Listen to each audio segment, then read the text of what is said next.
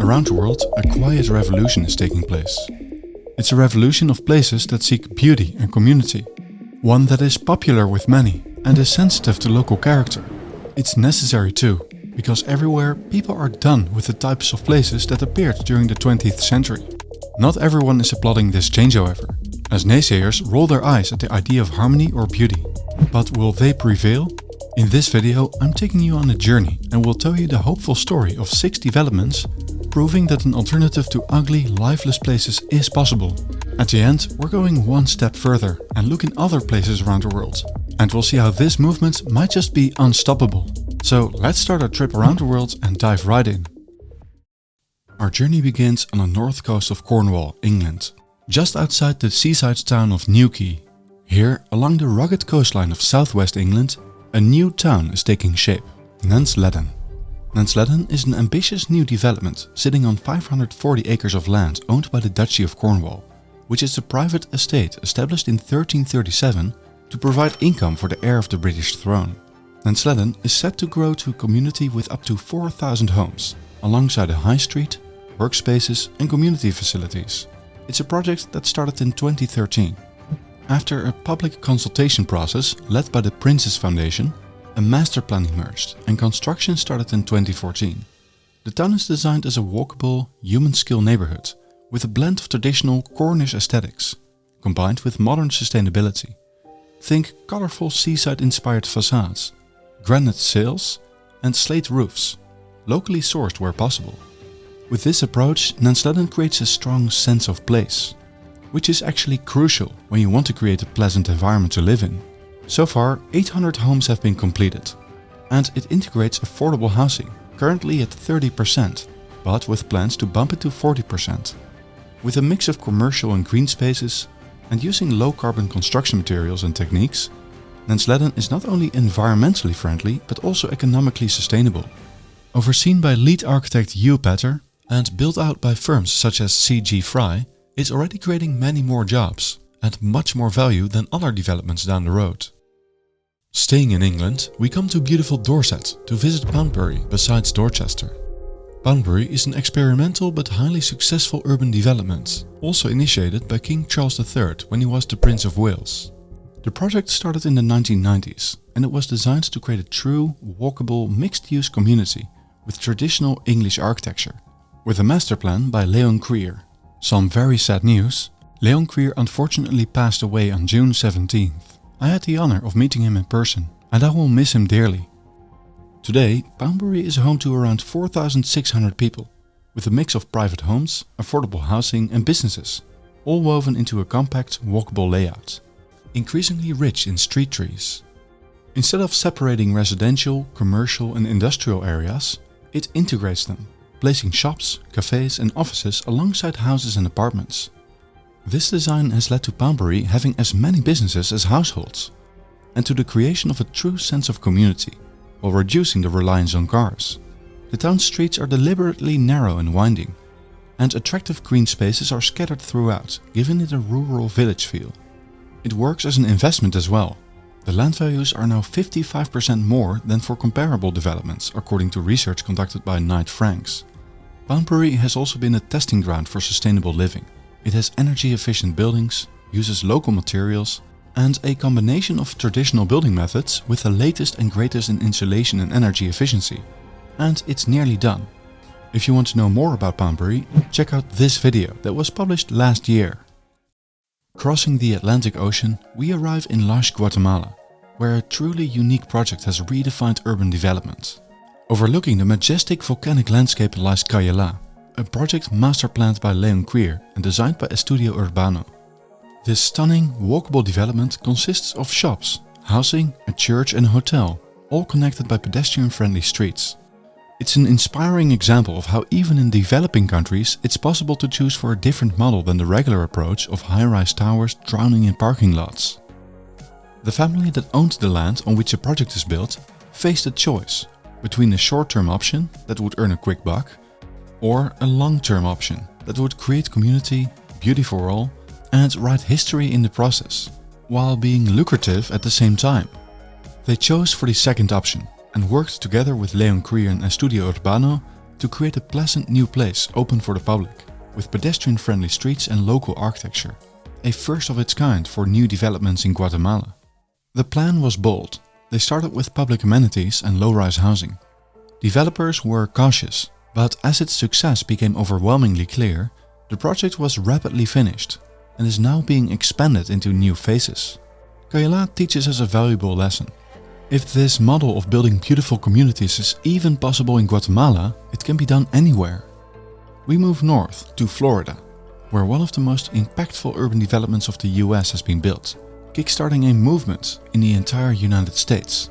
And that place is Seaside, Florida. It was founded in the early 1980s by developer Robert Davis and masterplanned by Andres Duany and Elizabeth Plater-Zyberg. It was designed as a deliberate counterpoint to the sprawling, car-centric suburbs of post-war America. Seaside was inspired by traditional southern towns, and even after 40 years it still impresses. The lovely pastel cottages, white picket fences and narrow streets give it a timeless charm. Its walkable layout, where homes, shops and a central square are all within strolling distance, laid the groundwork for the new urbanism movement. It also became a tourist magnet, as it had a postcard-perfect look, and was used to film the famous movie The Truman Show. One important point to note is that although it is now a very expensive place to live, it wasn't originally built with the exorbitant property prices in mind. The houses in Seaside aren't huge, although they are located close to the beach, which does give them premium allure. The reason it has become so expensive is precisely because of its walkable layout, its charming architecture and a mix of functions. All these things set it apart from car-dominated suburbs. When Robert Davis started, advisors told him he was mad to create apartments above shops, that no one wanted to live like that anymore. But if the place is attractive and walkable enough, people do. Those apartments now sell for millions. The advisors were wrong. We return to the old continent for another inspiring project that is changing the status quo of development. And for that project we take a look just outside of Paris in the small municipality of Plessis Robinson. This town transformed from a grim, dilapidated banlieue with many social problems into a thriving, beautiful and loved community. Its mayor, Philippe Pemezec, won the elections from the Communist Party in 1989.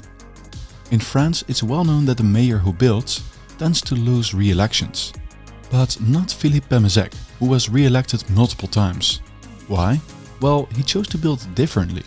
Instead of grim tower blocks, he made sure to build beautifully, involving architects who embraced the local architecture of Paris, like Breitman and Breitman and Xavier Boll. And instead of building for the car, he built pedestrian-friendly, mixed-use neighborhoods. In the year 2000, the new heart of the city was finished. It has the bustle of a regular French town, and if you wouldn't know, you couldn't tell it's new, but it really is. After the city center, the Garden City followed, with its own river ecosystem with many plants, birds, fish and insects. A cultural center was built, and now large parts of the industrial zone are being redeveloped into mixed-use areas, all with attractive architecture with a strong local flavor. Density increased threefold, jobs increased by 50%, crime dropped significantly, and many living in social housing were able to buy their home at an attractive price. The town has won many prizes, like the 2008 European Philippe Rocher Prize, the 2012 Grand Prix of European Urbanism and the 2025 Courtois Prize for the Urban Renaissance. When you walk around with Mayor Pemezec, he always asks which building is social housing and which is private housing. It is impossible to tell. Our journey continues north to the province of Brabant in the Netherlands. Near the place of Helmond, among the fields, a completely new town was constructed that draws inspiration from compact Dutch fortified cities. This place is called Brandevoort. This urban extension consists of a central citadel-like development surrounded by more suburban areas, each with its own unique character and architecture native to Brabant. The town was master planned by Rob Creer, and it was also an experiment, as creating a new development using traditional town planning adapted to the 21st century wasn't tried yet on such a scale. But the experiment has been a resounding success. It is selling well and people are prepared to pay more to live here. Everything one needs is in walking distance, including a train station connecting Brandevoort to nearby cities. The project is nearly finished, with just a few blocks waiting to be completed. The human skill in Dutch architecture makes one feel right at home. But here too, traditional aesthetics are blended with the latest in sustainable building technologies like heat pumps, solar panels and insulation. Some beautiful features of Brandevoort are its unique market hall, the canals, the public school and the parks surrounding it. So wait just a minute. We just saw all these projects. But is this really happening without any resistance? Well, no. In fact, there's tons of resistance. Sometimes plans are cancelled. Like the second phase of Brandevoort, for example, designed by Rob Creer, which was a perfectly fine plan, but is thrown away to build something new, for very vague reasons. We got a petition for that, by the way, check out the link. And other times there is negative attention from the media or architects complaining it's all pastiche or not of its time. But what they fail to see, or conveniently ignore, is that these new places are very popular, and because of that almost always commercial successes. That's why they are being built more and more often. Also, the arguments of the naysayers are often weak, hypocritical or plainly absurd. Talking about pastiches, many modernist buildings are just pastiches of earlier modernist works by now. How original is it really to copy a glass box over and over again? And what does of its time really mean? Because we cannot escape to be of our time. Everything we do is automatically modern. For example, Poundbury is a modern town, but it is built using principles that have been tested over time. It uses the best of today combined with the best of the past. What is new isn't always better. And what is the alternative vision of the naysayers? A world filled with buildings that look like this? While these same people enjoy visiting old Italian hill towns or living in classical homes themselves? There's already a lack of attractive places, so why shouldn't we build more of them? Let me know your thoughts in the comments. We just saw 6 projects spread across the world, but that is just a glimpse of what's happening, because this movement isn't isolated, it's global. Let's look at several other places around the world where beautiful places are being created. From Chiang Mai in Thailand, Ong Art Architects designs incredibly beautiful projects like One Nimman. Working across Africa, the Nubian Vault project has been reteaching and reseeding traditional skills so that the local villagers themselves can create beautiful and durable homes rather than relying on contractors to take their money and pour cement. 10,000 homes have been built so far.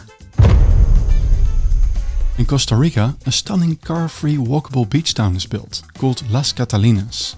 Just look at how stunning it is. You thought that Poundbury and Nansledan were the only projects in England? Well, think again. There's a whole list of new developments being created here. John Simpson Architects alone are master planning 3 new developments, and a 4th already exists. Monk's Wood in Essex, Prior's Farm, Grange Farm and Dickens Heath. They are walkable, mixed-use developments, fully developed towns with schools, workplaces, shops and thousands of homes. In Scotland there's Tornagrain, another beautiful, complete new town that offers everything from schools to workplaces to shops. In Belgium, near Knokke-Heist, lies Heulebrug, also masterplanned by DPZ and Leon Creer. In France, Le Plessis Robinson is just the tip of the iceberg. Architects Mark and Nada Bruijman show that social housing can be beautiful too with their project in Le Rouret, but they also work alongside Xavier Boll and others in countless projects around Paris. Take the Panorama District in Clamart, the plan Saint-Parissi, this plan in Bergère, and the large number of projects in Val d'Europe.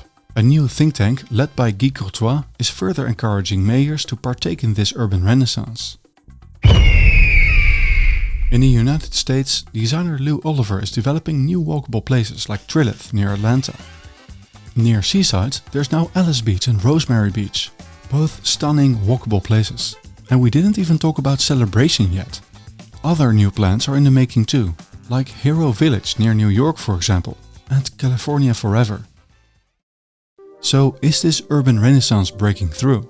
Well, the majority of what is getting built today still doesn't follow the timeless principles of pleasant and humane urban design.